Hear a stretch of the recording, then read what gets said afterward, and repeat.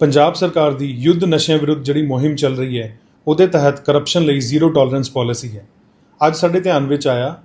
ਕਿ CIA incharge Phagwara SI ਬਿਸ਼ਮਨ ਸਾਹੀ ਔਰ ਉਹਦੇ 3 ਸਾਥੀ ASI Jaswinder Singh, ASI Nirmal Singh, head constable Jagroop Singh, ਇਹਨਾਂ ਨੇ ਕੁਝ ਦਿਨ ਪਹਿਲਾਂ ਇੱਕ ਡਰੱਗ ਸਪਲਾਇਰ ਨੂੰ ਫੜਿਆ